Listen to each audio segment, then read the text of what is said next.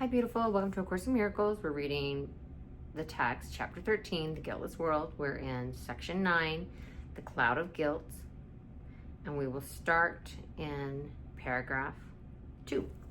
Release from guilt is the ego's whole undoing. Wow. Let's read that again. This is it. This is the key.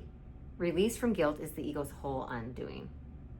That's a really potent, that's some potent information right there. That guilt is what keeps that straw man together. Make no one fearful, for his guilt is yours. Wow. Make no one fearful, for his guilt is yours. Wow. And by obeying the ego's harsh commandments, you bring its condemnation on yourself. And you will not escape the punishment it offers those who obey it. The ego rewards fidelity to it with pain, for faith in it is pain. Let's pause here and say, why would you have fidelity or loyalty towards something that was only going to gift you, in return for your loyalty, pain? Because that's what the ego does. If we are loyal to it, if we listen to it, if we do its bidding, its reward is misery. A Course in Miracles is trying to help us escape that loop, that toxic, self-defeating pattern of listening to lies and hurting ourselves. That's it. And faith can be rewarded only in terms of the belief in which the faith was placed. Faith makes the power of belief, and where it is invested determines its reward. For faith is always given what is treasured, and what is treasured is returned to you. Wow. There's a verse in the Bible that says, where your treasure is, there will your heart be also. So what are we treasuring? Condemnation, judgment, lies, self-deception? Because if we treasure that, that's our reward.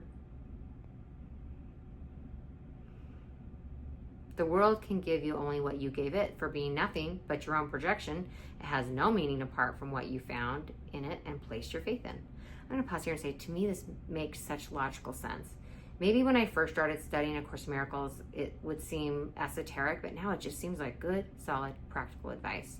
What you're projecting and putting out there is going to be reflected back to you like a mirror. And that's why putting out condemnation and judgment is going to get reflected back to you like a mirror.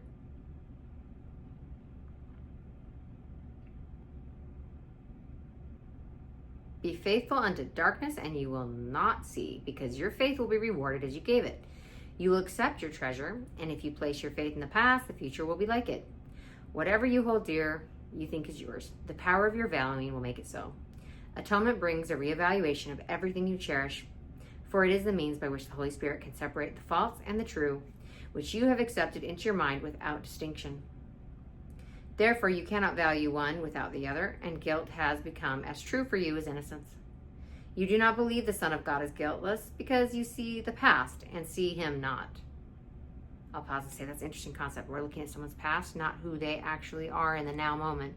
Perfect, whole, and complete.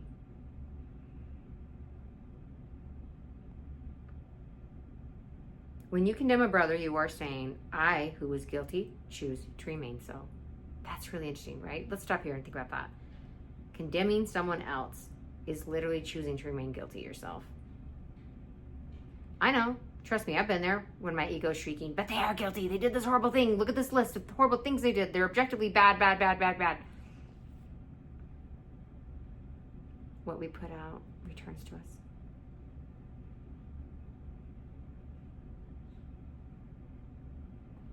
You have denied his freedom, and by so doing, you have denied the witness unto yours. You could as easily have freed him from the past and lifted from his mind the cloud of guilt that binds him to it, and in his freedom would have been your own. Beautiful one, let's set everyone free. Because if we stay in hell to keep the guilty in prison as the jailer, then we're also stuck in hell. But forgiveness is the secret key that can open any prison door. Let's just forgive. Unlock all the prison doors. Let everyone walk free. And then we get to leave too.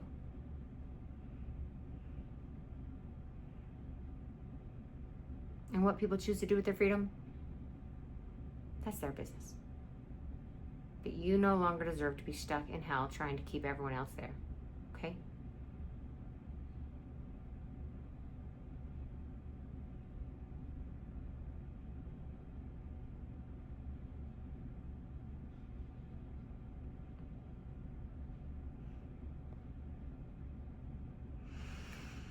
Let's stop here for the day. This is really potent.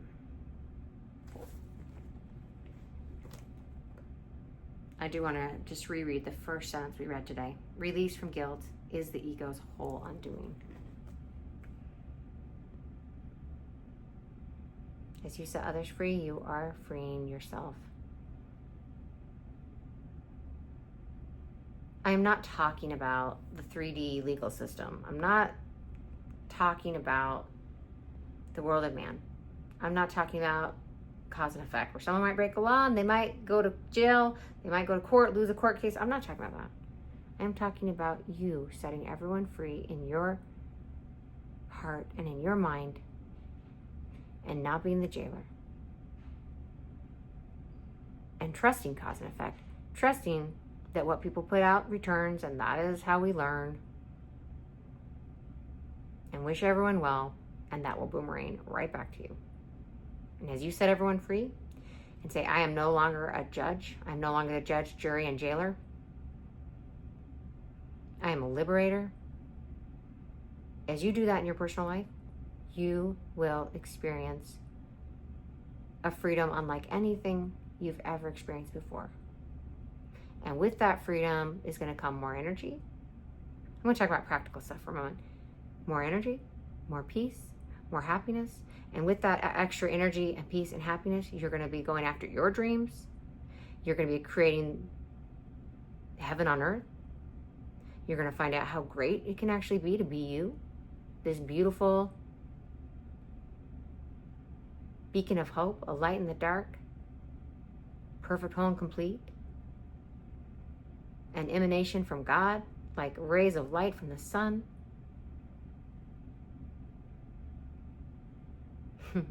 When we let all that guilt come undone and stop projecting it onto others,